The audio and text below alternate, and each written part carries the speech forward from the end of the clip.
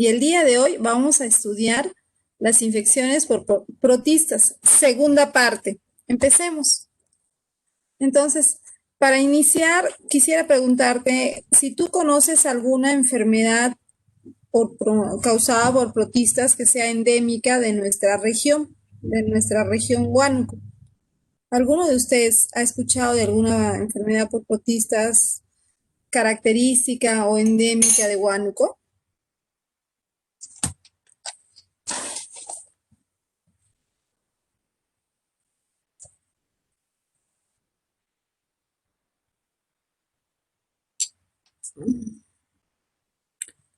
Les cuento una.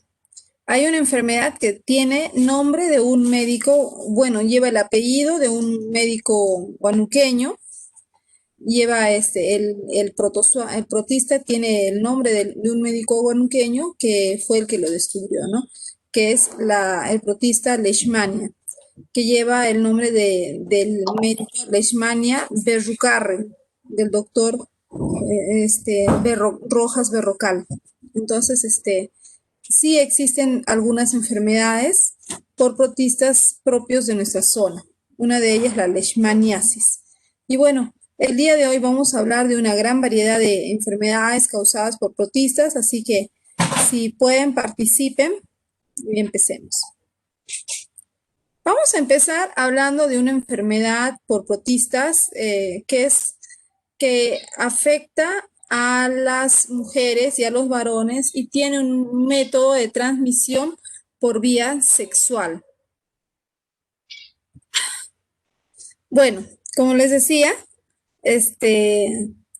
vamos a ver a esta enfermedad conocida como tricomoniasis. La tricomoniasis es una enfermedad causada por un protozoario conocido como trichomonas o tricomonas. Estas tricomonas son protozoarios flagelados y existen varias especies. El día de hoy vamos a poner un interés mayor en la trichomona vaginalis. Veamos las características de este protozoario. Bueno, en cuanto a la trichomona vaginalis, este protozoario va a causar la enfermedad llamada trichomoniasis. También se le conoce con el nombre de vaginitis por trichomonas. También le podemos decir infección vaginal por trichomonas. Y también se le puede llamar tricomoniasis urogenital. Como podemos encontrar, todos los términos nos hacen referencia a que va a afectar la vía urinaria y genital, tanto que puede ser en varones como en mujeres, ¿ya? Aquí en esta imagen ustedes pueden reconocer a la trichomona. La trichomona es un protozoario, es decir, un organismo unicelular, es una sola célula, y esta célula presenta un núcleo que vamos a identificarlo. Aquí está, mira, esta es la zona donde está el núcleo. Va a presentar citoplasma, membrana ondulante y presenta flagelos. Particularmente la trichomona vaginalis se la reconoce por la presencia, esta no tiene una etapa de quiste, siempre va a tener la etapa que estamos observando aquí, ¿no? Del mastigote. Y vamos a observar que presenta flagelos. ¿Cuántos flagelos tiene? Pues tiene 4 flagelos en un extremo y presenta un quinto flagelo en forma de que va por la membrana, al final de la membrana ondulatoria, que aquí lo vemos. ¿Ya? Es piriforme, es decir, tiene la forma de una pera y tiene un promedio aproximado de 20 micras de largo por 10 micras de ancho. Esta es la trichomona vaginalis. Por otra parte, existe otra trichomona muy parecida, que es la trichomona tenax. Esta trichomona, si contamos la diferencia básica en cuanto a su morfología, está a simple vista, podemos ver el número de flagelos, ¿no? Esta tiene 5 flagelos. Contamos 1, 2, 3, 4 y aquí abajo 5. 5 flagelos en un extremo y aquí en la parte central vamos a ver un flagelo, ¿ya? Entonces posee 5 flagelos anteriores y uno que se encuentra en la superficie celular. anfítrica, ¿sí? Tiene forma de pera y por eso se llama piriforme, muy bien. Tiene un único núcleo con endosomas. Aquí podemos ver con cuerpos internos en la zona anterior. A eso se les llama endosomas. Es la forma vegetativa y se alimenta y se reproduce e infecta de esta manera. Es decir, no presenta la forma de quiste, este tipo de protista. Aquí podemos ver en una microfotografía electrónica de barrido. Este tipo de protozoario, muy interesante, tiene ciertos factores que lo hacen más virulento, es decir, más peligroso, más infectivo. Entre los factores de virulencia de la trichomona vaginalis tenemos la presencia de unas proteínas que libera, que son las adhesinas y cisteín proteasas. Las adhesinas pues le van a permitir adherirse a la superficie de la vagina, por ejemplo, ¿no? Y las cisteín proteasas, al ser al ser enzimas proteasas, pues lo que van a hacer es desintegrar células, tejidos, tienen propiedades de citoadherencia, citotoxicidad y evasión a la respuesta inmune, es decir, son muy buenos para evadir los mecanismos de defensa del organismo. Por ese motivo, cuando se sospecha de una infección por trichomoniasis, pues el tratamiento debe ser inmediato y de preferencia, y no se debe darle tregua a la enfermedad, ¿no? Hay que atacarlo lo más pronto posible.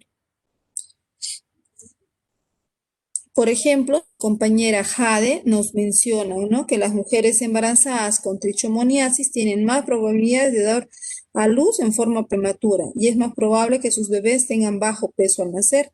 Eso es muy correcto, Jade. Y bueno, vamos a continuar, ¿ya? ¿Dónde es que se localiza el protista Trichomona vaginalis? La trichomona tanto puede afectar a los varones como a las mujeres. Si hablamos de los varones, en el caso de los varones va a localizarse en las vesículas seminales, en la próstata y en la uretra, de tal manera que si un varón está infectado con trichomoniasis, estas trichomoniasis están almacenadas, están viviendo ya en esta zona.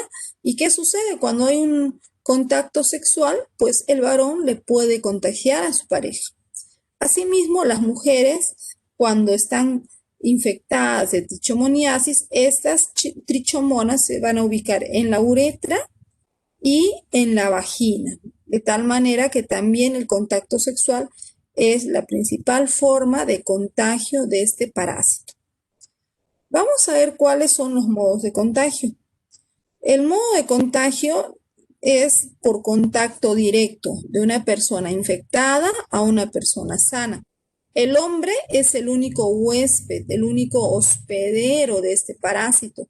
No se tiene reportes de que viva en otros organismos. Particularmente estamos hablando de la trichomona vaginalis, ¿no? Se reproduce en las vías urinarias genitales de tal forma que el trofozoito pasa de manera directa y no necesita formar quistes. Entonces, este es el trofozoito, se le denomina a la forma infectante que tiene, se multiplica y y se queda pues en la uretra, en la vagina, y de esa manera cuando hay un contacto íntimo va a contagiarse la pareja, ¿no? Y una vez que llega al cuerpo de la otra persona, el parásito se multiplica, o sea, se divide por bipartición o fisión binaria, y luego se queda en espera de poder o de un nuevo contacto sexual para contagiar a más parejas. Eso es básicamente el ciclo de vida y la manera de contagio que tiene este parásito. Inicia por un contacto sexual, se reproduce en la mucosa de las vías urinarias, genitales. Los trofozoitos se dividen incrementando su número y por actividad sexual y las secreciones que intercambian o fluidos que se dan en un acto sexual, es ahí cuando se da el contagio. Veamos las manifestaciones clínicas que tiene la trichomoniasis. La primera manifestación clínica es la leucorrea, que consiste en una secreción blanca y hialina, transparente, ¿no? A diferencia de la candidiasis, recordamos en una clase anterior habíamos hablado del hongo cándida, generalmente ahí las secreciones eran de color blanco. En cambio, esta secreción que va a tener la persona que tiene trichomoniasis va a tener una secreción blanca y hialina, un tanto transparente y espumosa. Disuria, dificultad y dolor al miccionar. Dispareunia, que es el coito doloroso, mucho dolor cuando hay un contacto íntimo. Anafrodisia, que es el bajo nivel de interés sexual. Esto obviamente como consecuencia del dolor, ¿no? Una vez que ya siente dolor, malestar, pues ya la persona no va a tener interés en un contacto sexual. Y nicturia, expulsión de orina involuntaria durante la noche. Asimismo, también una característica que se menciona es que la secreción que tiene la persona tiene un olor muy desagradable, ¿no? Muy, muy desagradable. La persona, sea varón o mujer, va a tener un olor muy, muy insoportable. Es necesario, aquí por ejemplo en esta imagen estamos viendo, esta es la zona del cuello del útero, y en la zona del cuello del útero se va a observar de esta manera, ¿no? Como que tuviera lesiones de un color rojizo, de un tanto frambuesa. Esto es característico que como si fuera una fresa. Ya esta es la zona del cuello del útero. También, como vemos, la secreción es espumosa, ¿no? Tiene un aspecto a espuma. Sí, cervix en fresa, muy bien. Y el tratamiento. El tratamiento que se recomienda es el metronidazol. Es más recomendado consumir el metronidazol en vía oral, ¿ya? También existe en forma de óvulos, pero y de pomadas, también existen pomadas. Pero los óvulos y las pomadas son recomendados cuando existe un embarazo. Pero si no hay un embarazo, ¿por qué? Porque en el embarazo estos van a afectar menos al bebé. En cambio, si no hay un embarazo, se recomienda consumir en cápsulas, ¿no? 3 veces al día de 250 miligramos por 7 días el metronidazol. Hay que atacar lo más pronto posible porque de todas maneras llega a ocasionar estos problemas más adelante. Puede haber problemas a nivel del cervix, entonces mejor inmediato.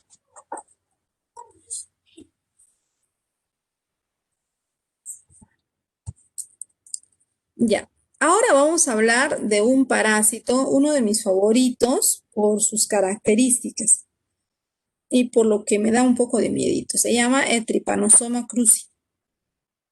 Este que lo ves aquí en la imagen, que parece como que una especie de serpiente, mira, una especie de gusanito, uy, y que tiene una membrana ondulante, esto se llama Trypanosoma cruzi. El Trypanosoma cruzi es un protozoario que pertenece a la clasificación de los zoomastigóforas kinetoplásticos.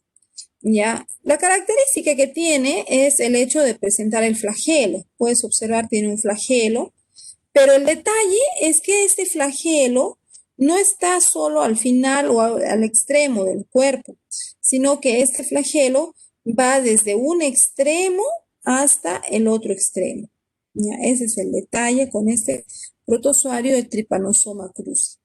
Este Trypanosoma cruzi causa la enfermedad llamada tripanosomiasis, conocida también con el nombre de mal de Chagas. Le han puesto el nombre de mal de Chagas en honor al doctor Carlos Chagas, quien participó en su descubrimiento. Vamos a conocer un poco sobre el ciclo, los estadios en el ciclo de vida del Trypanosoma cruzi. Verás, aquí en la pantalla tengo tres imágenes, ¿no? Estas tres imágenes nos representan los estadios en su ciclo de vida. Vamos a observar que hay un momento en que prácticamente no se observa el flagelo, es un flagelo muy pequeño, casi escondido. Luego ya se puede ver el flagelo, pero todavía es pequeño el parásito. Y luego el parásito ya está grande y se puede ver mucho mejor el flagelo. Existen algunas partes que en los tres estadios van a estar presentes. ¿Cuáles son esas partes? Aquí te las narro. En los tres casos, estos presentan membrana celular, porque son células. Presentan el quinetoblasto. ¿Ves aquí como una rayita, una rayita? Esto es el quinetoblasto y el quinetoblasto. Del quinetoblasto sale el cuerpo basal, cuerpo basal, y de ahí sale el flagelo, ¿ya? Y también tiene un núcleo. Vamos a empezar con el primero de estas etapas del ciclo de vida de Trypanosoma cruzi. A esta etapa que tú observas con forma de huevito se le llama el amastigote. En el amastigote no se observa claramente el flagelo y si lo presenta es muy pequeño. Se puede observar el núcleo, que junto al núcleo está el quinetoblasto o cinetoblasto y junto con este también está el cuerpo basal. De este va a salir el flagelo. ¿De acuerdo? Ahora, ¿cuál es la característica de este amastigote? Estos amastigotes van a ser muchos, se van a formar en gran cantidad y generalmente van a formar nidos en tejidos, es decir, se van a formar agrupaciones o aglomeraciones en diferentes tejidos. Generalmente en músculo, ¿no? Generalmente en músculo. Puede ser músculo cardíaco como músculo liso, ¿ya? Aunque tienen una gran preferencia por el músculo cardíaco, ¿ya? Tienen un flagelo corto o prácticamente no se observa, ¿no? Y está en proceso de formación este flagelo.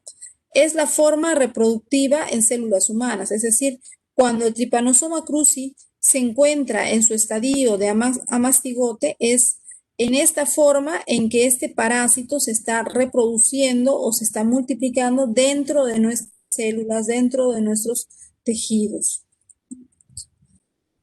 Se multiplica por fisión binaria o también conocida como bipartición. Ahora, esto recuerda que es la forma infectiva que tenemos nosotros dentro de nuestros tejidos. Lo tenemos los humanos en nuestros tejidos. Sin embargo, también existe otra forma que es el epimastigote. Como puedes observar, el epimastigote presenta el núcleo, bueno, citoplasma, membrana, núcleo, y aquí está el cinetoblasto, que viene a ser esta como rayita. De ahí sale el cuerpo basal y de este se forma el flagelo.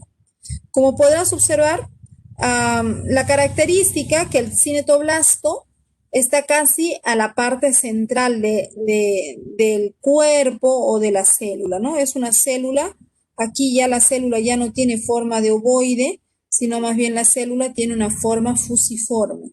Se llama fusiforme porque es ancho en el centro y angosto en los extremos, ¿ya? Y de esta forma fusiforme, en el centro más o menos se ubica el quinetoblasto. De este quinetoblasto junto a este está ubicado el corpúsculo basal y de este va a salir el flagelo. Entonces, en otras palabras, el flagelo está saliendo de la mitad del cuerpo del parásito, ¿ya? Este es el epimastigote. Este epimastigote es la forma que se va a encontrar en el intestino del triatomito. Y tú me dirás, ¿qué es el triatomito? Pues resulta que este parásito, el Trypanosoma cruzi, es un protozoario que para infectar al ser humano necesita multiplicarse dentro de un insecto. Ya este insecto lo conocemos con el nombre de triatomito, también se le dice chirimacha, chinche, vinchuca, tiene varias formas de denominar, pero básicamente es el triatomito infestans.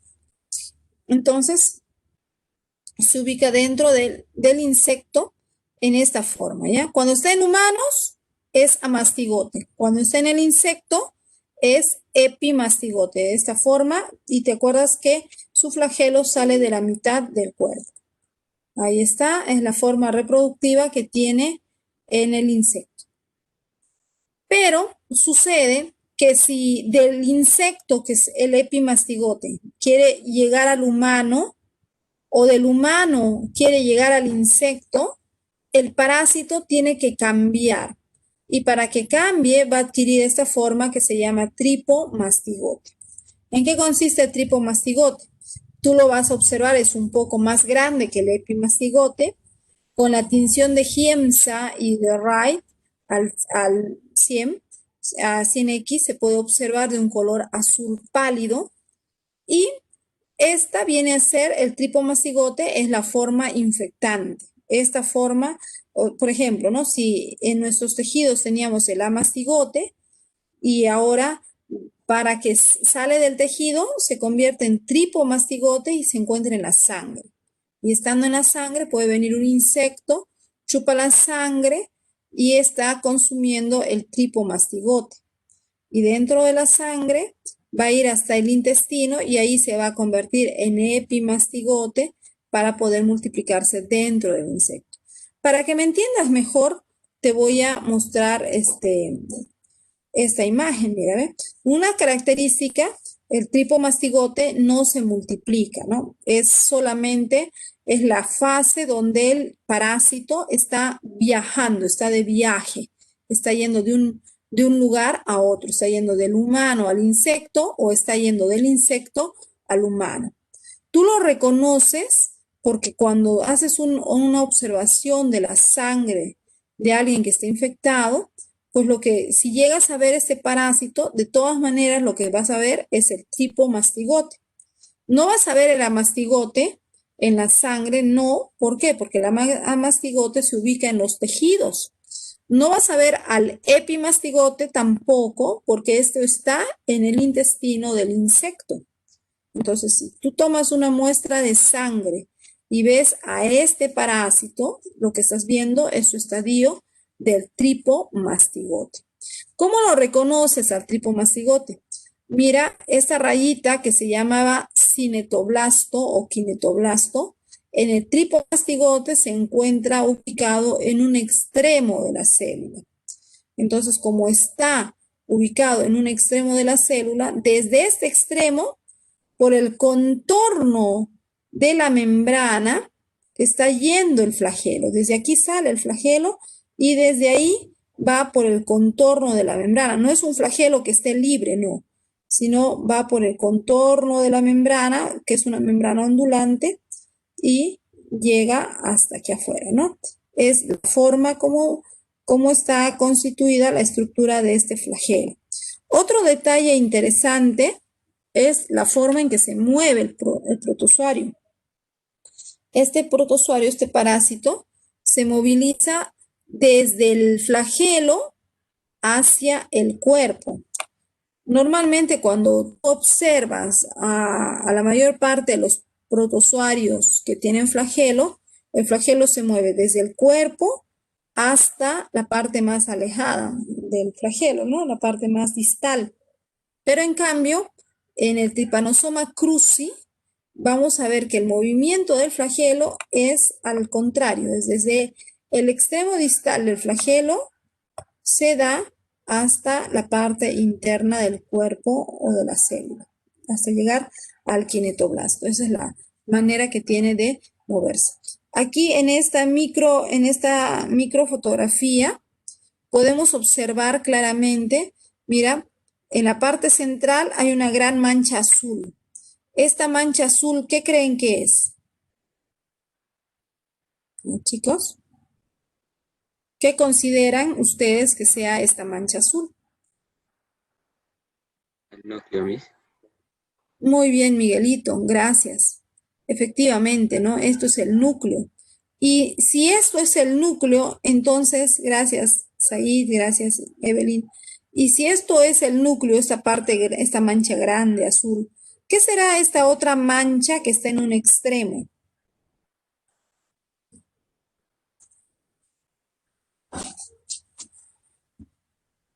¿Qué será esta otra mancha que está en un extremo de la célula? ¿Mm? Del tripomastigote. Muy bien, Miguel. Efectivamente, es el kinetoblasto o cinetoblasto, ¿no? Justamente este cinetoblasto se utiliza para reconocer lo que se está observando, ¿no? Si se observa, pues en un extremo de la célula, estamos reconociendo de que esta estructura es la etapa del tripomastigote. Y mientras está en su etapa de tipo mastigote, no se está multiplicando, no se está reproduciendo, pero sí está en su etapa infectante. ¿Qué significa infectante? Que en vista de que está ahorita en la sangre, viene un insecto, que básicamente es el chinche, chupa la sangre de esa persona que tiene cantidad de estos parásitos en su sangre y de pasada va a chupar la sangre con el parásito. Y ese parásito, que es el tipo mastigote, en su etapa de tipo mastigote, entra al intestino del insecto y va a cambiar a su forma de epimastigote. Y ahí se va a multiplicar, de lo que había uno, van a haber miles. Y luego, cuando ya quiera salir, va a convertirse en tripomastigote para poder llegar al humano. Vamos a verlo. Ahora, ¿cómo es que se observa el amastigote? Mira, el amastigote es el que forma los nidos en tejidos, les decía. Aquí, por ejemplo, en esta microfotografía del músculo cardíaco, puedes observar, esto es el músculo cardíaco, se observa una gran cantidad de pequeñas esferas, de pequeñas bolitas. Estas que se ven como bolitas vienen a ser los amastigotes. Estos amastigotes y ahí se puede observar como la pequeña rayita, ¿no? El círculo pequeño, oscuro, azul oscuro, es el núcleo, y junto a esto siempre se ve como una pequeña rayita. Esto viene a ser el kinetoblasto. Entonces aquí estamos viendo que ya están en su etapa de multiplicación, es decir, se están dividiendo por bipartición y está incrementando la cantidad de amastigotes. Luego estos podrán salir a la sangre para pasar a su fase infectiva, ¿no? Pero mientras están en esta etapa, pues ahí es cuando son muy perjudiciales, van a causar mucho daño a los órganos. Sobre todo, el corazón suele ser el más afectado. Modo de contagio.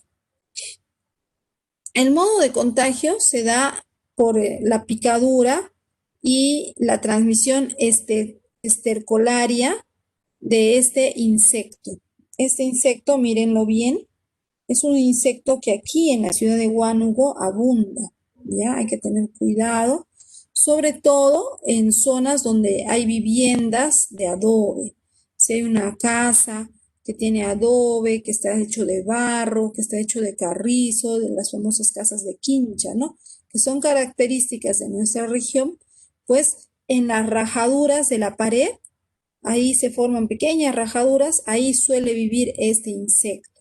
Reconócelo por la forma que tiene en su espalda, que tiene como todo el contorno bien dibujado, ¿no? Como cuadraditos, que pueden ser rojizos, cremas, grises, ¿ya? Es un escarabajo un tanto delgado, alargado, 3,5 centímetros aproximadamente, es bastante grandecito y abunda en guano.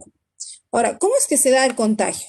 Mira, este es el chinche, viene el chinche, te pica, introduce su aguijón, te va a picar y al picarte va a causarte obviamente una lesión y va a chupar tu sangre, ¿no? Pero al mismo tiempo que está chupando la sangre, al mismo tiempo que se está alimentando, este chinche está defecando, está eliminando sus heces. Y junto con sus heces libera millones de tripomastigotes metacíclicos. Es la forma se le llama metacíclico cuando está saliendo del insecto. ¿De acuerdo? Entonces ahí está el detalle, ¿no? Te pica, chupa la sangre y al mismo tiempo defeca. Entonces, ¿qué pasa? Luego el insecto se va, pero como te ha causado una picadura, entonces, ¿qué es lo que haces? Te rascas, ¿no? Sientes la picadura, sientes un escorzor, una picazón, entonces te rascas y como cerca de la picadura había hecho sus excretas, ahí nomás estaban sus heces y las heces están llenas de parásitos, llenos de protozoarios, al rascar haces que estos parásitos puedan entrar a tu cuerpo por el orificio de la picadura. O también, a veces en la misma piel ya existen escoriaciones, lesiones, entonces un raspón o el hecho de rascarte hace que las excretas con los parásitos ingresen, ¿ya? Entonces, por eso se habla de que la transmisión es por contaminación estercolaria.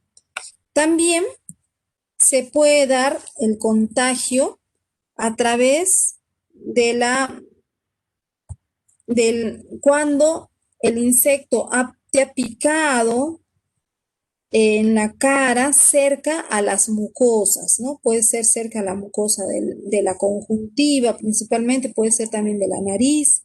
Entonces, es muy fácil que si ha eliminado sus heces cerca de tus ojos, cerca de tu conjuntiva, que estas heces que están llenas de parásitos, al frotarte los ojos, al tocarte la cara, al frotarte la cara, inevitablemente hagas que el parásito ingrese a tu organismo, causándote unas lesiones que vamos a ver a continuación.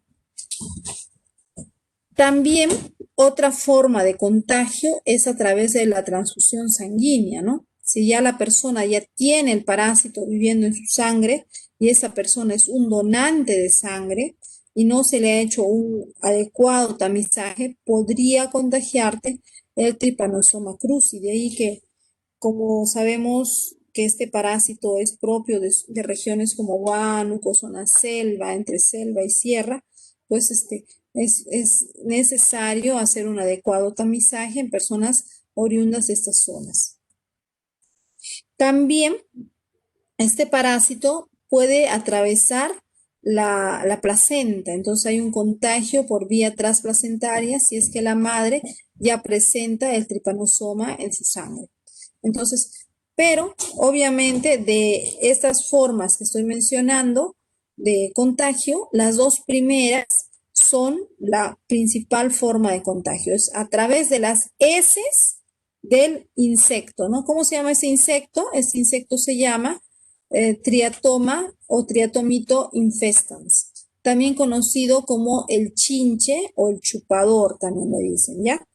Detalle, el insecto no es el que causa la enfermedad, vamos a aclarar ahí, el insecto no causa la enfermedad, el insecto también es víctima del parásito, el Trypanosoma cruzi, ¿ya? Entonces el insecto, la acción que tiene el insecto aquí es que es un vector, ¿no? Es el que va a llevar al tripanosoma a otros hospederos, a otras personas. Vamos a ver un poco en este video cómo sucede el modo de contagio de este parásito.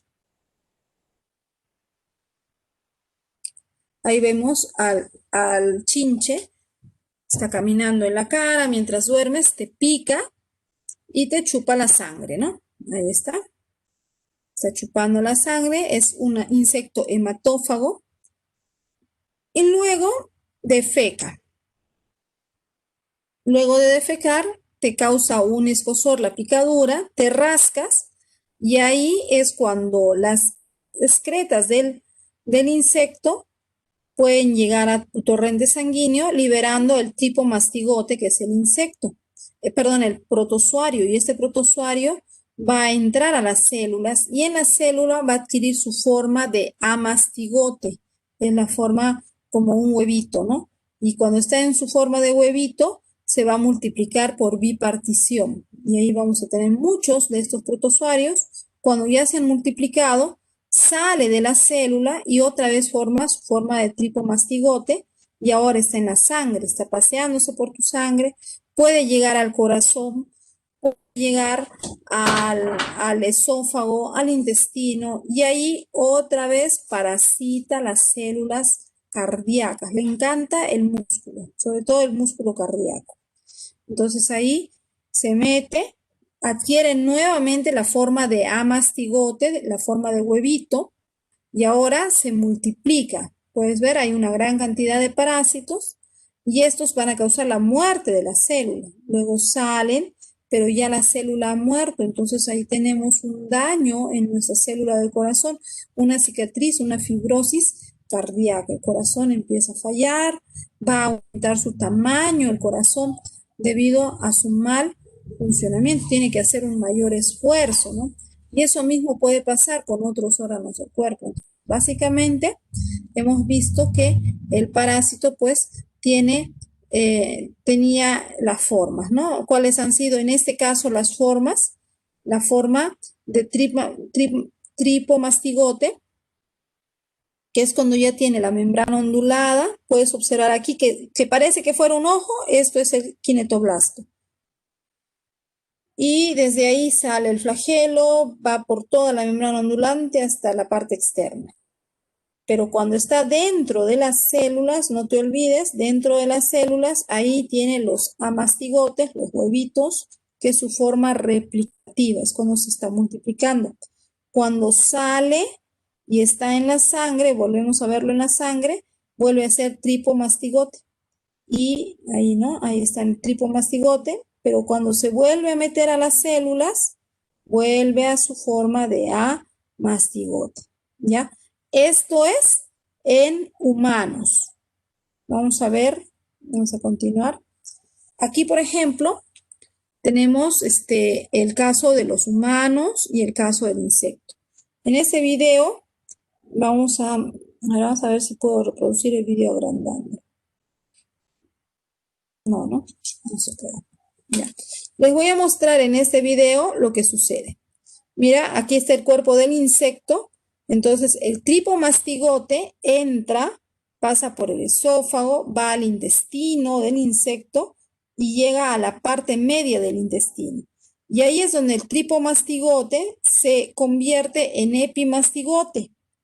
Este epimastigote, recuerda que su flagelo sale de la mitad del cuerpo, por eso se llama epimastigote. Y ese epimastigote va a ir a la parte posterior del intestino, donde se va a multiplicar. Y hay muchos epimastigotes, van a la parte posterior ya para que esté en la zona de la defecación. Y ahí ahora el epimastigote se transforma en tripomastigote, que es la forma del viajero. O sea, el protozoario, cuando es viajero, cuando va a ir del cuerpo del insecto al cuerpo del humano, siempre va a ir en forma de tripomastigote, ¿ya? El tripomastigote va el flagelo de un extremo al otro extremo.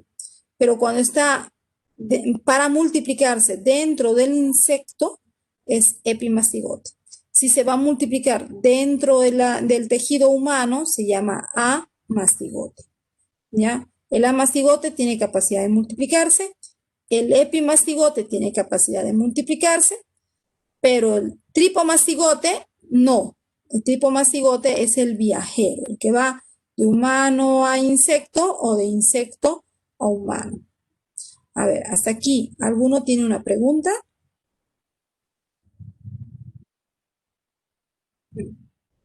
Vamos a ver las manifestaciones clínicas del mal de Chagas.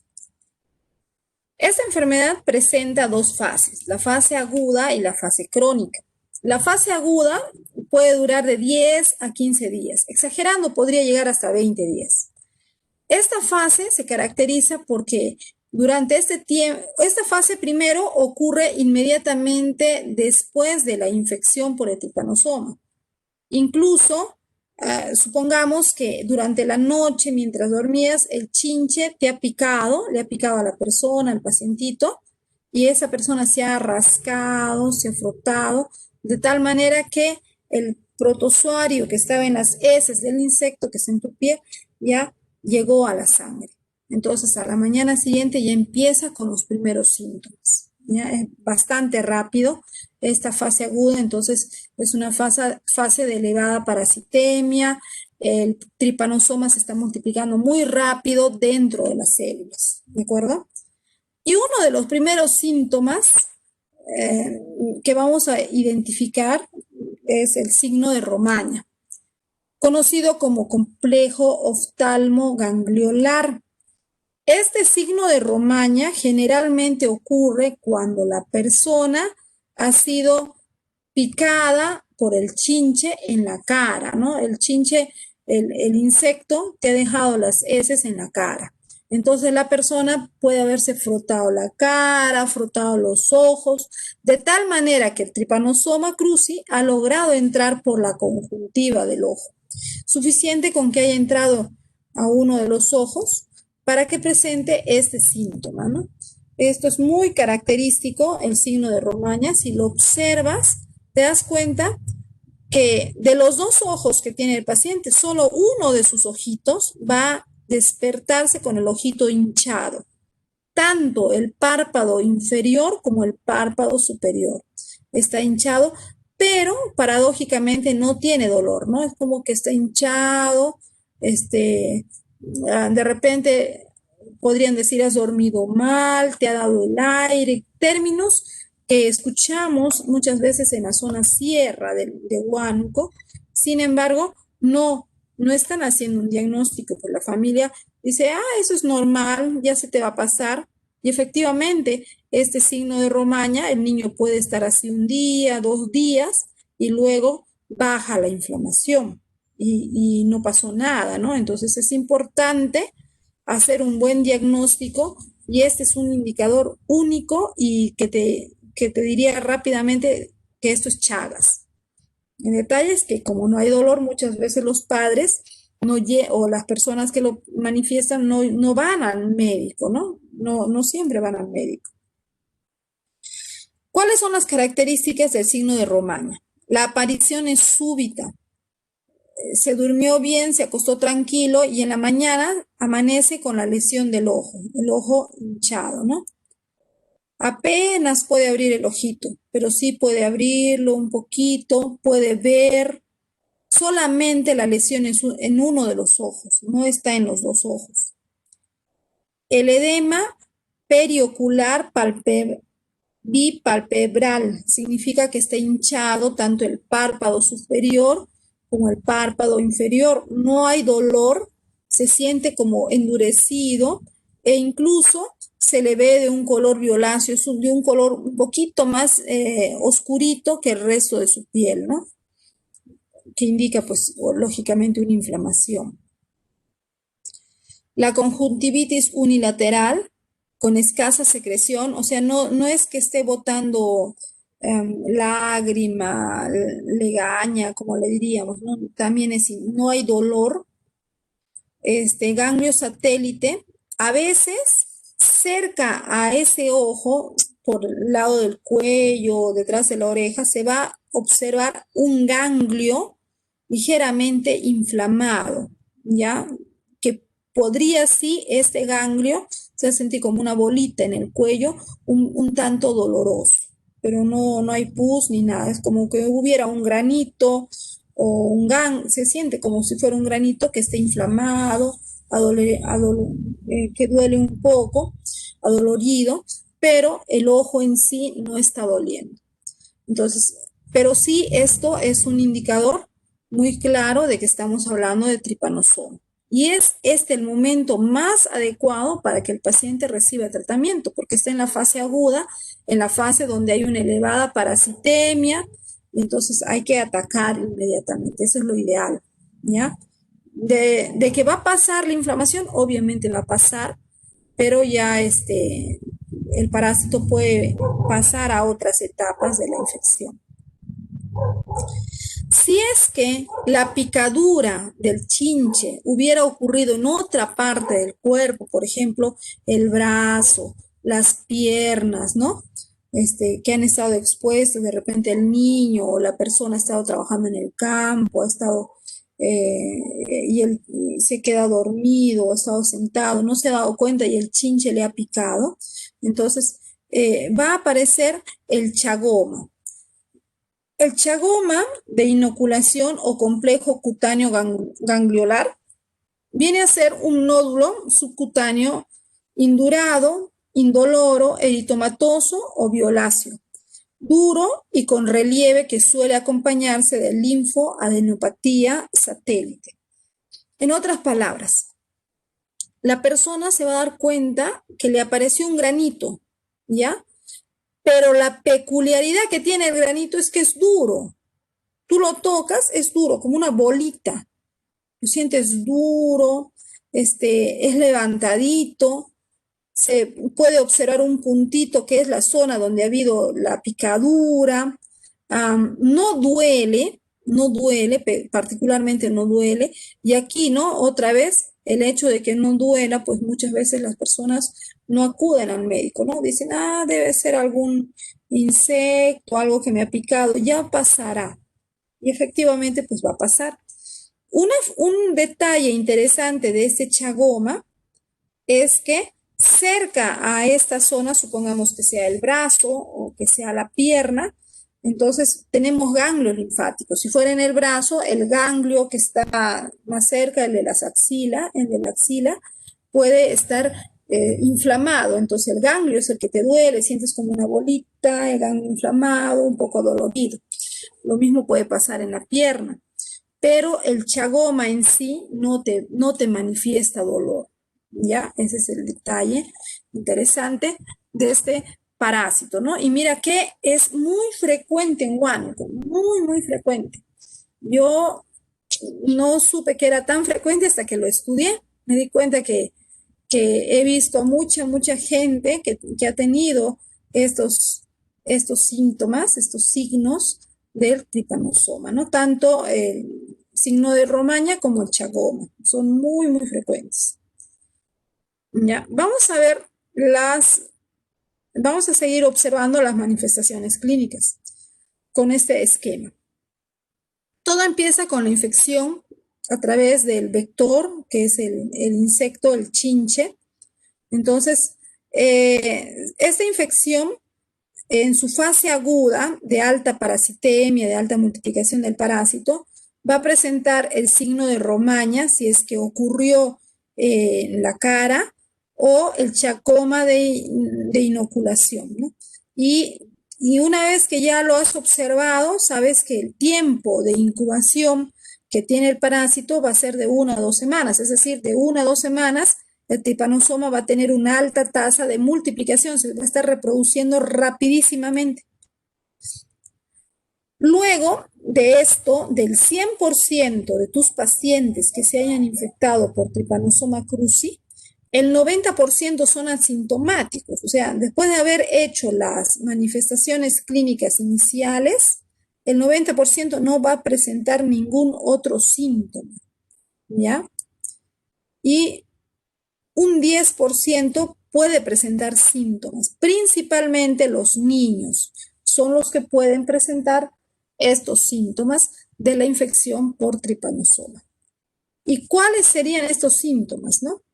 De los síntomas, de los pacientes, del 10% que sí presenta síntomas, de ese 10%, el 95% presenta síntomas de forma benigna, que no llegan a ser peligrosos, como el malestar general, la fiebre, cefalea, escalofríos, náuseas, puede tener diarrea, dolor muscular, linfoadenopatías, hepatoesplenomegalia, ¿no? La inflamación del hígado, pero síntomas que van a pasar, ¿ya?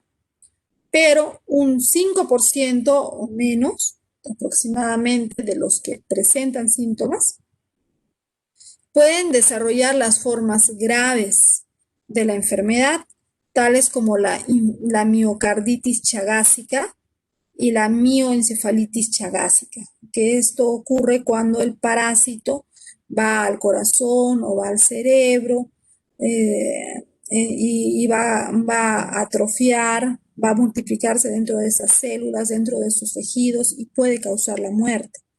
Entonces, en su etapa aguda, pues la mayor parte de las personas, después de tener el signo de Romaña o el chagoma, van a tener malestar general o de repente no van a tener, ¿ya? Muy pocos son los que hacen la forma grave, que es la miocarditis.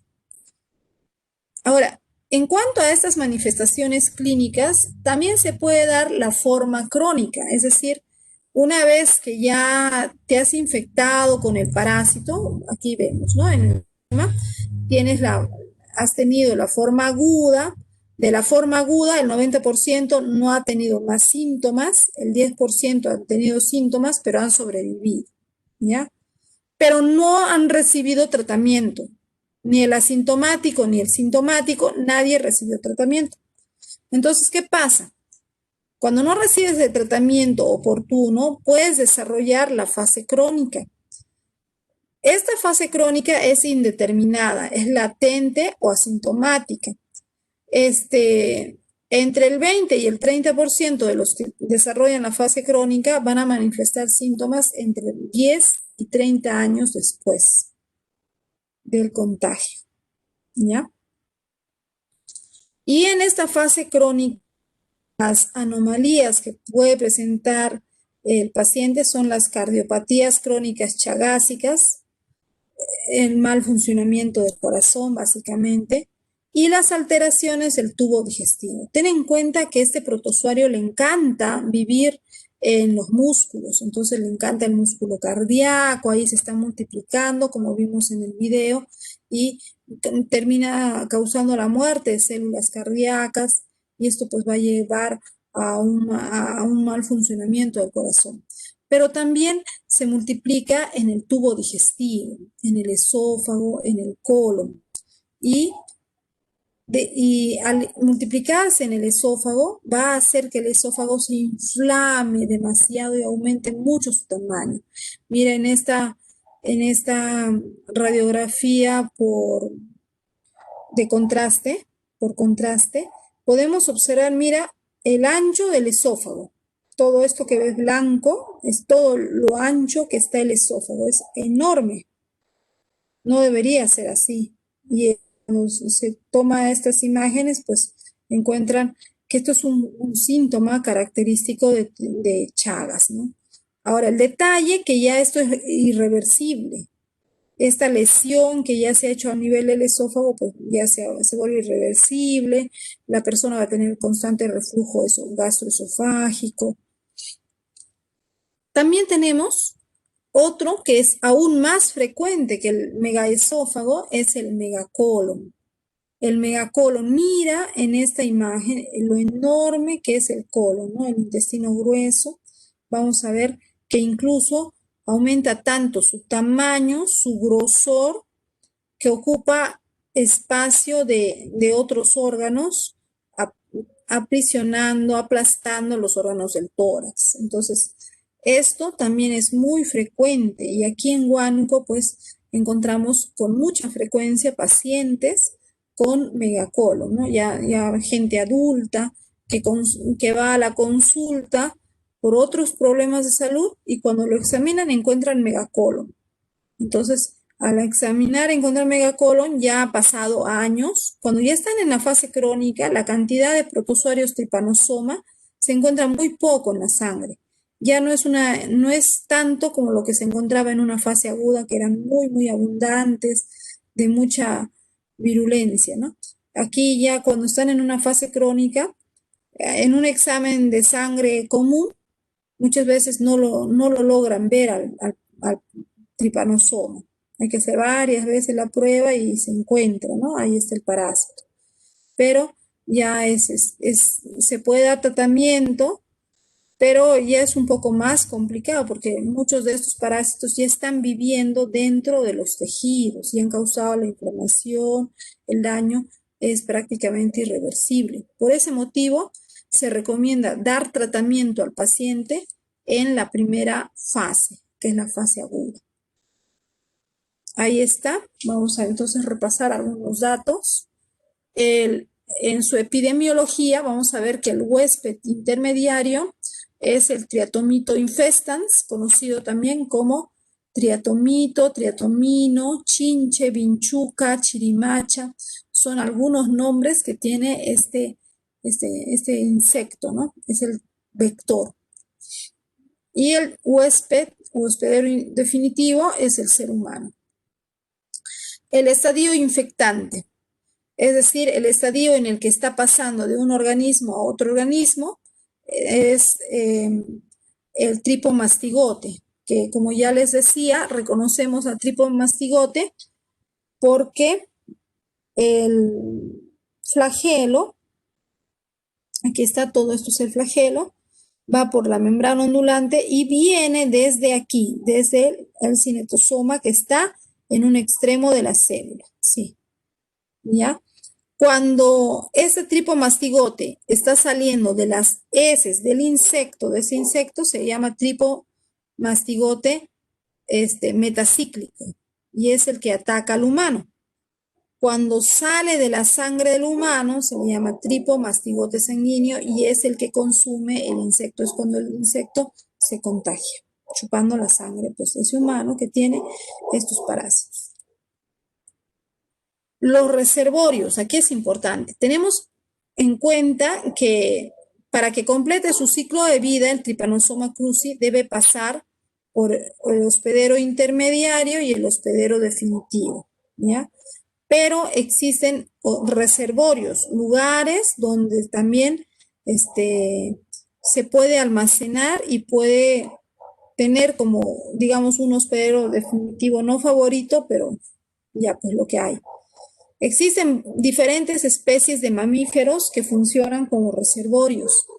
El perro, el gato, el cerdo, los conejos, los roedores. Pero particularmente en el Perú, el reservorio suele ser el cuy, Cavia porcellus.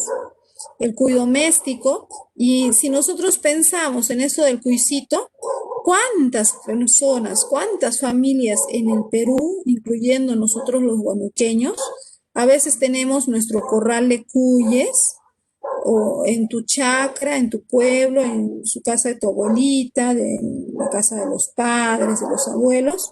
Tienen pues aquí en Huánuco el que menos tiene su casita de adobe, de barro, y ahí están viviendo sus cuycitos, y junto a esto, nada más a su corral de los cuyes, está el cuarto, la casa, la cocina, y todas las paredes pues de barro, y tienen grietas, y en esas grietas, ¿quiénes están viviendo? Pues acá están los chinches tienen aquí dentro de los cuycitos, tienen al tripanosoma, y luego, ¿qué pasa? Nosotros, en algún momento el chinche pica al cuisito y sigue ahí el parásito, está manteniéndose y nos puede picar a nosotros que estamos ahí cerca, junto con nuestros cuyes. También, entonces, es un tema de higiene, un tema de eliminar, cómo nos evitamos el problema de la tripanosomiasis o el mal de Chagas. Hay que eliminar al parásito, al insecto, al vector. Esa es la forma, ¿no? Entonces hay que hacer limpieza. Si tenemos la casa que es de adobe, que es de barro, pues hay que renovar, ¿no? Revocar, por lo menos cada cierto tiempo ponerle su revoque de adobe, de barro o de yeso, evitando de que hayan esas grietas, porque esas grietas son el hogar de este insecto. Entonces, de esa manera, si no tenemos al insecto en casa, pues no vamos a tener al parásito en nuestro cuerpo. Lo grabamos. Y entonces aquí tenemos el tratamiento y como habíamos mencionado anteriormente, se recomienda que ese tratamiento se dé en la fase aguda. En la fase crónica la tasa de curación es menor y hay secuelas que son permanentes, ¿no? Sobre todo si hubiera habido ya un daño en el corazón, pues esto no, ya han muerto células cardíacas, difícilmente no se van a recuperar. Entonces, por ese motivo, lo mejor es dar tratamiento de manera más inmediata. Ahora, encontramos que el Trypanosoma cruzi es un parásito generalmente de América, ¿no? Y generalmente de la zona sur de América. Somos los que tenemos más prevalencia de la tripanosomiasis o mal de Chagas. Sin embargo, existe otro tripanosoma que es primo del Trypanosoma cruzi, digamos primo, se llama el Trypanosoma gambiense, en honor a la ciudad de Gambia en África. Y este tripanosoma, que tiene un ciclo de vida muy parecido al del Trypanosoma cruzi, con la variedad de que esta vez el insecto vector ya no es el chinche o Triatomito infestans, sino esta vez el insecto vector es la mosca tsetse. Y lo que causa es la enfermedad del sueño o el mal del sueño. Aquí podemos observar que esta enfermedad principalmente es de la zona central de África, donde el insecto que lo va a transmitir, aquí tenemos a la mosca tsetse en sus diferentes variedades.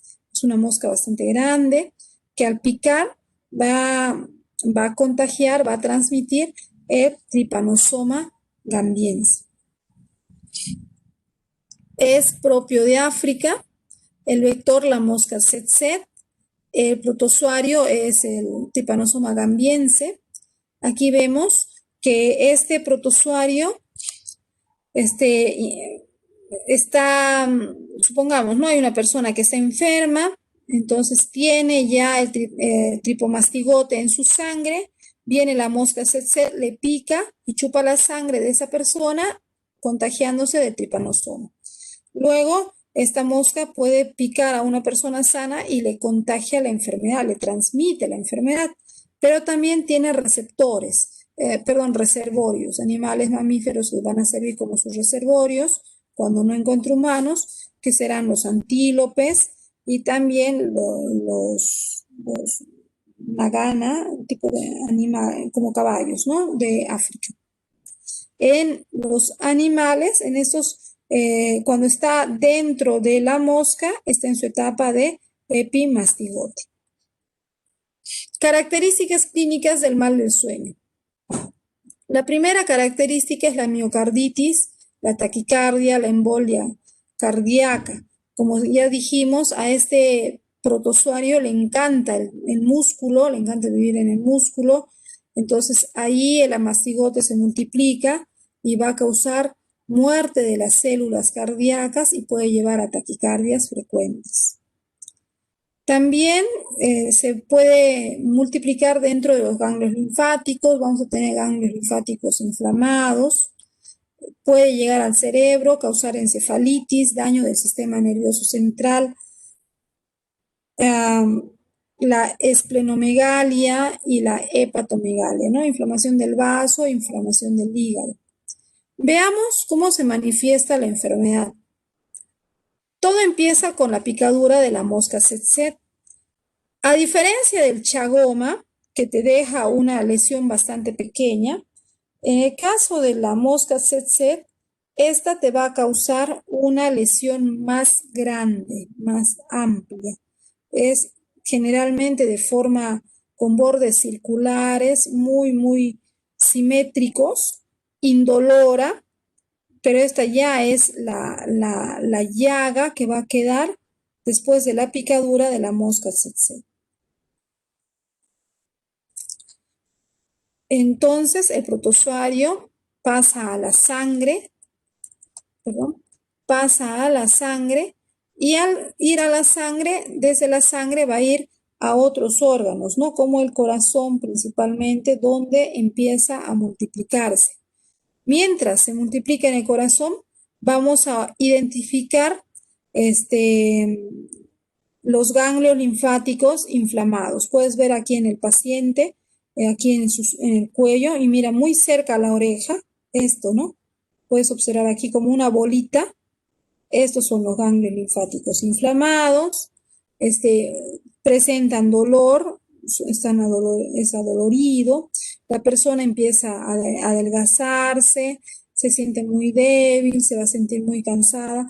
Y es que como está habiendo daño cardíaco, el corazón ya no está trabajando como debe ser, ya no está bombeando la sangre, no hay suficiente oxigenación de los tejidos, entonces la persona se siente muy débil, muy agotada y el siguiente síntoma viene a ser el sueño profundo, ¿no? Aquí puedes observar al paciente. Ahí está. El paciente ha adelgazado hasta los huesos. Está bien delgado, muy débil, no tiene fuerzas para nada y prácticamente se la pasa todo el día durmiendo. Esa es una característica, por ese motivo se habla del mal del sueño, ¿no? Ese es el nombre que se le ha dado por la debilidad y esto sobre todo tiene que ver con el mal funcionamiento del corazón. Hay un funcionamiento muy malo del corazón, sistema nervioso también está muy afectado. Y finalmente sucede, tiene un mal desenlace, ¿no? África es un país donde el sistema de salud es muy pobre, hay mucha pobreza y generalmente esta enfermedad suele terminar con la muerte del paciente. Entonces, aquí, como en otros lugares, la forma de prevención de esta enfermedad es eliminar al vector, que viene a ser la mosca tsetse. Vamos a ver ahora la siguiente enfermedad, que también es muy abundante en África y en Perú también lo tenemos, pero en sus variantes no tan agresivas. Esta enfermedad se le llama malaria o paludismo. La malaria o paludismo es transmitida por un protozoario conocido con el nombre de Plasmodium. Plasmodium que puede ser vivax, Plasmodium malariae, Plasmodium ovale. Son varios tipos de Plasmodium. Son protozoarios esporozoarios, es decir, forman esporas y debido a ello, como no tienen flagelos para movilizarse, ellos utilizan insectos vectores, ¿ya? Insectos que van a ser sus vectores. Como les decía, este insecto entonces se transmite por la picadura de un mosquito de patas largas, el famoso zancudo Anopheles.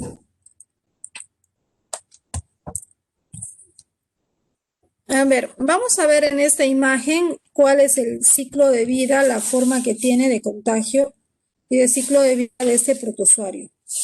Este protozoario ingresa al cuerpo a través de la picadura. Tenemos que tener de la picadura del mosquito, pero tenemos que tener en cuenta que el mosquito Anófeles es un mosquito que, bueno, entre la hembra y el macho, únicamente la hembra es la hematófaga, es decir, solamente la hembra del Anófeles es la que se alimenta de sangre y por lo tanto ella es la que pica y al picar chupa la sangre de la persona, pero antes de picar, antes de chuparle la sangre, mira lo que hace este mosquito, ¿no? Lo primero que hace el mosquito es que usa una de sus piezas bucales que introduce finamente en la piel como si fuera una aguja hipodérmica y le inyecta saliva, su saliva a la persona. ¿Por qué inyecta saliva? La saliva del zancudo, de la hembra del Anófeles, esta saliva contiene un anestésico potente. Entonces te inyecta su saliva para anestesiarte. Y además la saliva tiene un anticoagulante, de tal manera que una vez que estás anestesiado y te ha puesto el anticoagulante, la sangre que va a chupar no se va a secar. Lo siguiente que hace es, sí, con su probóscide, lo siguiente que hace es succionar la sangre, ¿no? ¿Ya? Pero al momento que ya te inyectó su saliva, esta saliva puede tener al protozoario Plasmodium. Este protozoario Plasmodium se va a ir al hígado y es en el hígado donde se va a reproducir, en las células del hígado.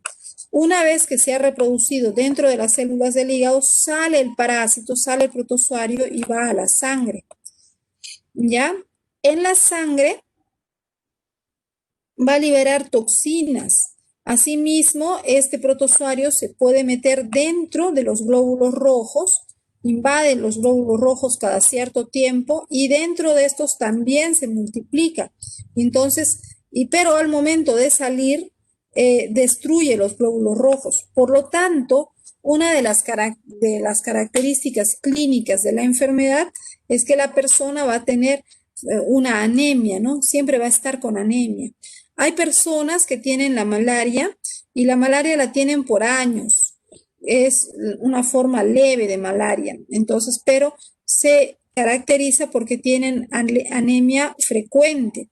Hay otras personas que presentan la malaria o paludismo en su forma grave que pueden morir incluso 3 meses después de haberse infectado.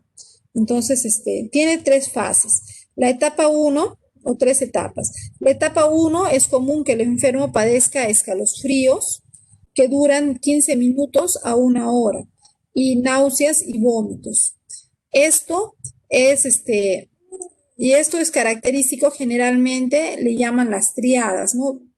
Se dice triada porque en determinada hora del día, el paciente, que puede ser generalmente en la noche, en la madrugada, está durmiendo y empieza a tener escalofríos y fiebre, pero está con una fiebre de 39 grados y como es tan alta, el paciente no se da cuenta de la fiebre, más bien siente escalofríos, suele tener frío unos 15 minutos y le pasa la fiebre, descansa unos 5 o 10 minutos y otra vez le vuelve la fiebre, otros 15 minutos y le pasa y otra vez.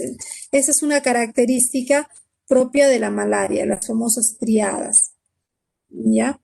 Y muchas veces, como esto sucede en la noche, a veces el paciente está dormido, está temblando, con todas esas características no se da cuenta, ¿no? Y esto puede durar aproximadamente una semana. La segunda etapa es cuando el paciente sufre fiebres en aguja. En algunos momentos llega a 40 grados y tiene respiración rápida, ¿no? Es muy, muy agitada. Y la etapa 3 corresponde a la sudoración. El paciente tiene síntomas que varían según el avance de la cantidad de parásitos que se están multiplicando. Aquí podemos observar lo que hemos mencionado anteriormente, cómo es el ciclo de vida del parásito, ¿no? Del Plasmodium. Te pica el mosquito, entra el parásito, el protozoario se multiplica en el hígado, se va a la sangre, sigue multiplicándose y en el proceso va a liberar también toxinas que van a causar la reacción inmunológica del organismo. ¿Qué se puede hacer para evitar esta enfermedad? La mejor medida que hasta el momento se ha generado es eliminar al vector, que viene a ser el zancudo o mosquito anófeles. Este mosquito, la hembra del zancudo anófeles, es un mosquito que se alimenta sobre todo al anochecer. Entonces, en la noche, en la madrugada, son horas frecuentes donde te va a picar. Entonces se recomienda que en zonas endémicas, como suele ser zonas de la selva, en el caso de Perú, se tenga que dormir con mosquitero. Si van a salir a andar de noche, pues deben usar pantalón, polo, camisa manga larga, estar con el cuerpo cubierto para evitar la picadura del mosquito. Asimismo, la otra recomendación que existe para reducir la presencia de estos mosquitos es eliminar los reservorios de agua, ya que estos dejan sus huevos, ponen sus huevos en el agua y es en el agua donde se desarrollan, ¿no? El agua, es agua limpia, ¿ya? Ese es el detalle. Muchas veces uno dice, no, eso es agua sucia, ahí debe estar viviendo el mosquito. No, no, estos mosquitos viven en agua limpia. A veces en la selva las familias suelen juntar agua en sus tanques, en sus tachos. El agua de la lluvia se junta para lavar sus cosas o incluso para su propio consumo. Entonces, si estos envases donde guardan el agua no están correctamente tapados, entonces es muy probable que el mosquito deje sus huevos ahí, ¿no? Entonces siempre hay que estar tapándolos, siempre hay que estar observando. De preferencia se puede usar una pequeña linterna, alumbrar en el agua y se van a lograr ver las larvas, ¿no? Son muy, muy pequeñitas, casi transparentes se ven, pero sí se logra ver la larva o cuando ya está en etapa de pupa.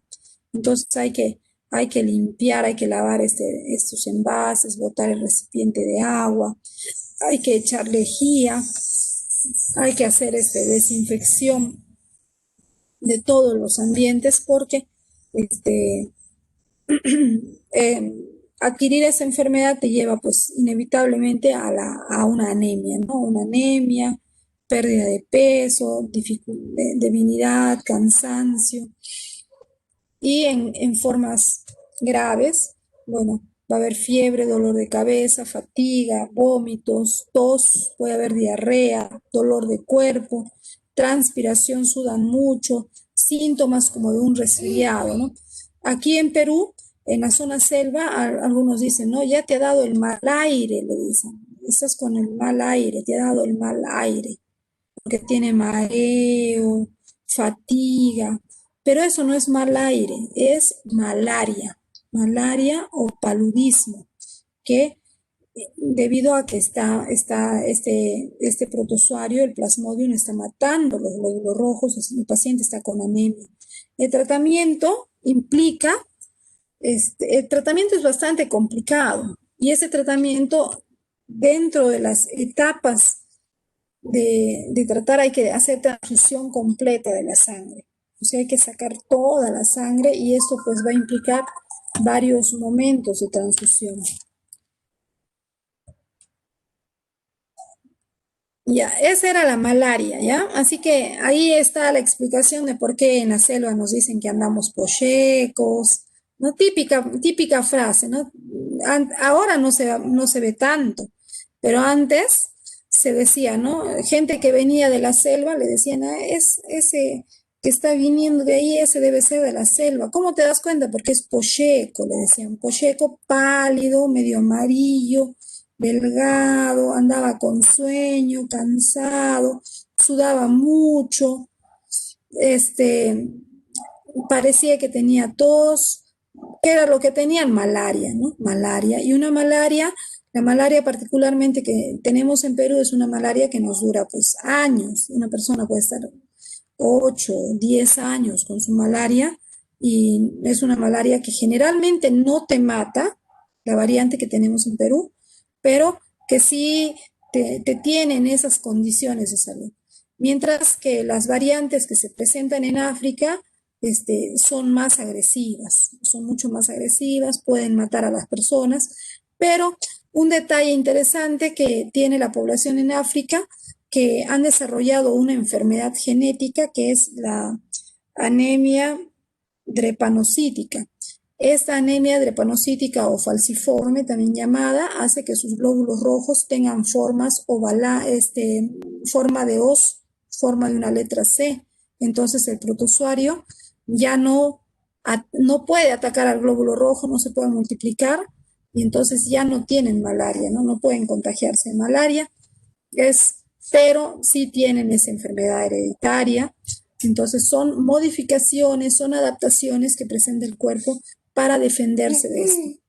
Lo mejor que podemos hacer nosotros es eliminar al insecto. Hay que eliminar el insecto y ¿cómo lo eliminamos? Eliminando los depósitos de agua que son los lugares para reproducir. Más que todo ahora que estamos en época de lluvia, si tienes algún envase, algún recipiente, tu azotea se te inunda, tienes cualquier recipiente en casa, en el patio, en la azotea, se están llenando de agua, pues ahí se está multiplicando tu zancudo. Entonces hay que limpiar, hay que hacer todo el recojo, ¿no? Y eso es el trabajo también que se hace en promoción de la salud, visitar casa por casa y hablar con las familias para que no tengan este tipo de depósitos.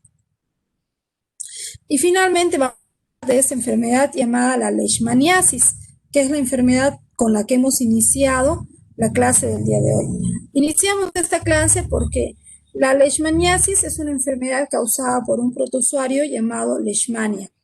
Normalmente se ha estudiado varios tipos de Leishmania, principalmente la Leishmania brasilensis, pero se ha descubierto que en Perú existe una leishmania, un protozoario leishmania propio de Perú, y es más, hay uno propio de Huánuco, una especie que es endémica de nuestra región, Leishmania verrucare, que fue descubierta por el doctor Rojas Berrocal, ¿no? Un huanuqueño. Entonces, esta leishmaniasis, causada por el protozoario del género Leishmania, se transmite por la picadura de un mosquito. El mosquito se llama Lutzomia, no es Lutosomia, es Lutzomia. También le dicen titira o también le llaman manta blanca, ¿ya? En Europa, el insecto que transmite la leishmania es el mosquito Plebotomus, pero en América se le llama Lutzomia. Y aquí podemos observar que el mosquito pues te pica, te inyecta su saliva, te inyecta los promastigotes. Estos promastigotes se multiplican en tus células y ya en forma de amastigotes están viajando en la sangre, y cuando el mosquito te chupa la sangre, pues va a succionar los amastigotes que se multiplican en su intestino en 7 días, ¿no? Entonces, cada vez que el mosquito te pica, te puede contagiar la leishmaniasis. Ahora, existen varios tipos de leishmaniasis, y estos tipos tienen que ver con la zona del cuerpo donde te infecta, donde sufre la picadura, ¿no? La más común es la leishmaniasis cutánea, también conocida con el nombre de UTA. Esta lesión es una lesión generalmente circular y que ocurre en la piel. Ahí lo ves, ¿no?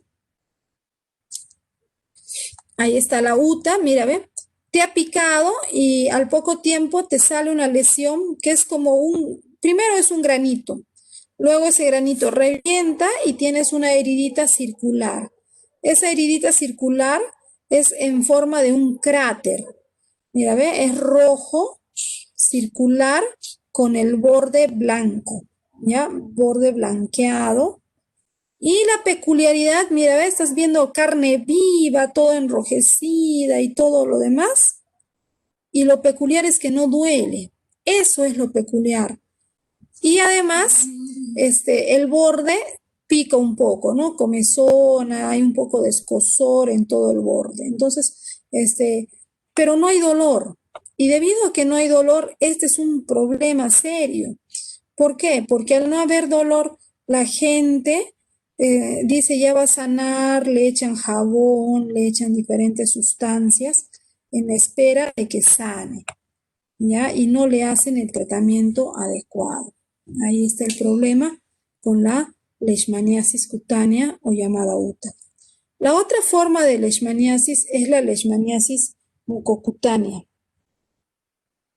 Esta leishmaniasis también se le llama espundia, ¿ya? Mucocutánea o espundia. Esto sucede cuando el mosquito el mosquito titira, te pica en la cara, en zona de la nariz o de la boca. Siempre, a veces estos mosquitos son bien pequeñitos, ¿no? Su espaldita es blanquita, a veces los encontramos en las flores. Entonces, yo recuerdo que de niña salíamos al campo con mis padres y veía flores y yo quería coger flores y olerlas. Me acuerdo que en aquella época era algo que definitivamente nadie podía hacer. ¿Por qué? Porque cuando lo intentábamos, hasta me habrá pegado alguna vez mi mamá por eso, porque las flores del campo, generalmente cerca al río, tenían bastantes de estos mosquitos. Y si yo hubiera acercado mi carita para oler las flores, el mosquito me hubiera picado por esta zona, por mi nariz, la zona de la mucosa nasal o de la mucosa oral. Entonces el mosquito causa la herida, igual que de la UTA, solamente que ya no es circular, sino que la herida ahora es dentro de la mucosa nasal y también es afuera de la mucosa, de la piel. Es por afuera y por adentro. Y no hay dolor, pero la herida va avanzando, y cuando te das cuenta, se ha comido tus tejidos. destruye los tejidos, ¿no? A veces tú vas a ver personas que ya no tienen, aquí por ejemplo le falta esta zona del tabique, pero a veces vas a encontrar personas que reciben ya el tratamiento, toda la zona se hace costra porque esta es una herida que mientras no reciba tratamiento va a seguir como herida abierta. Así va a seguir creciendo, creciendo, igual en la cara. Va a seguir creciendo cuando no hay tratamiento. Y cuando ya empieza a recibir el tratamiento, pero ya ha avanzado la herida, llega un momento en que la herida hace costra, se seca, se costra y un día la costra cae. Y uno dice, no, uy, por fin voy a tener mi piel sana, al menos la cara, ¿no? Pero al caer la costra, si la costra estaba en toda la nariz, cae toda la nariz. Todo eso queda hueco, o esta cara, ¿no? Ahorita está en toda esta zona de la cara, cuando caiga la costra, está por afuera y también por la parte interna. Cuando caiga la costra, toda esta zona de la cara cae, queda hueco. Eso es el problema tan grande que tiene la espumia. Y la otra forma de leishmaniasis es la leishmaniasis visceral o Kala-Azar. Ya vamos a explicar y en esta leishmaniasis Kala-Azar los órganos que se ven afectados son el hígado, el vaso, los ganglios, y la peculiaridad que tiene es que, mira, ve, el abdomen se inflama de tal manera y va a haber una coagulación de la sangre que se va a manifestar con estas manchas oscuras en el abdomen. ¿Ya? Aquí está. Esta imagen era algo que yo tenía por costumbre ver cuando era chica. Era muy frecuente. Empieza así. Mira, esta es la picadura del mosquito manta blanca. Apenas se nota el granito. Es una cosita pequeña. Luego aparece un granito circular. Ese granito circular va creciendo, una heridita circular, va creciendo más, más, más, pero es una herida abierta. Y el hecho de que sea una herida abierta va a implicar que puede ser atacada por otros microbios, ¿no? Existe una gran cantidad de bacterias en el ambiente, entonces es frecuente ver que donde hay leishmanía y conforme va creciendo la herida ya deja de ser circular porque va ocupando más espacio de la piel y entonces como hay bacterias en el ambiente pueden ser estafilococos principalmente, ¿no? Por las características que vemos en esta imagen, entonces vamos a ver que la herida se va a tornar así, ¿no? Ya es mucho más infecciosa, seguramente ya va a tener fiebre. Y mira, ve cómo va avanzando ya a otras zonas del cuerpo, ¿ve? Estaba en el pie, ya está en la pierna.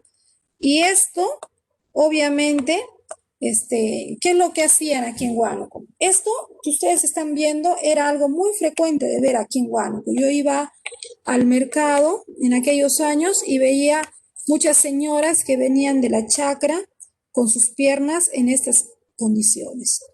Caminaban descalzas, algunas con su sandalia, y yo las veía así, ¿no? Todos sus pies, sus piernas, aquí las vemos amarillo, yo veía hasta manchas verdes, amarillas, rojas.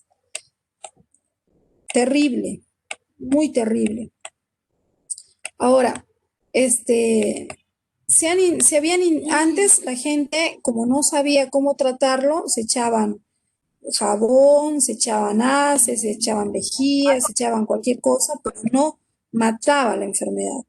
Aquí necesita un tratamiento que es el glucantine, 20 miligramos. El glucantine es el tratamiento idóneo. Cuando reciben el tratamiento adecuado y sana la herida, esta herida va a quedar como una herida abierta, así que muchas veces cuando ya es grande necesita incluso trasplante de piel, ¿ya? Una cirugía plástica reconstructiva con trasplantes de piel, porque cuando son tan grandes, esta herida la piel, cuando el espacio es muy grande, demora mucho en sanar. El detalle que había antiguamente en Huánuco, porque Huánuco es una zona muy endémica de esta enfermedad, de la leishmaniasis outa, Muchas personas vivían a veces en la selva con su chakra de coca, les daba la uta, esto, y no podían dejar su chakra para venir a Huánuco a recibir tratamiento. Entonces, ¿qué era lo que hacían? Se echaban ácido de batería, porque en la selva, sobre todo las zonas donde se manifestaba esta enfermedad, no hay fluido eléctrico, entonces el que menos llevaba su batería para alumbrarse, para encender su radio, y ahí en la batería hay ácido sulfúrico. Entonces, era un tratamiento conocido en aquellos años, echarse el ácido sulfúrico, el ácido de la batería, en la herida de la UTA. Obviamente te causa una quemadura terrible, pero la peculiaridad es que sanaba la herida. Entonces la gente decía, aunque te va a doler, el ácido te va a sanar y te deja cicatriz, pero vas a sanar. Y efectivamente la gente sanaba. Pero ¿cuál era el problema? De que el parásito, el protozoario Leishmania, que estaba en la zona superficial de la piel, llegaba a zonas profundas de la sangre. Y de la sangre podía avanzar y llegar a las vísceras. Al llegar a las vísceras, convertía esto en leishmaniasis visceral, afectando, haciendo huecos su estómago, su intestino, unos síntomas peores, mucho más graves. Ya, entonces, hoy en día este problema casi ya no existe gracias al intenso trabajo que ha hecho el personal de salud, sobre todo enfermería, que ha visitado casa por casa, les han dado el tratamiento en forma gratuita y entonces hoy en día ya prácticamente no vemos pacientes con UTA. Muy difícilmente vamos a ver pacientes con UTA y de verlos ya no los vamos a ver con heridas tan grandes como las que antes se veía, porque hoy en día se está brindando el tratamiento en forma oportuna, ¿no? Otro también era la espundia, ¿no? Que es la leishmaniasis mucocutánea. Por ejemplo, en este paciente, cuando caiga toda esta costra, todo esto queda hueco. Su cara queda hueco, su nariz hueco. Yo he tenido oportunidad de ver gente así. Se sacan su pañuelo, están con su pañuelito tapándose, le sacas y no hay cara, no hay nariz. Es bien triste, ¿no? Entonces, ¿y todo por qué? Por no recibir un tratamiento oportuno a tiempo. Hoy en día, en las actividades que se hagan de promoción de la salud y que sepan que es un tratamiento gratuito, que es un tratamiento sencillo, está reduciendo mucho estos problemas que en Huánuco se han vivido por muchos años.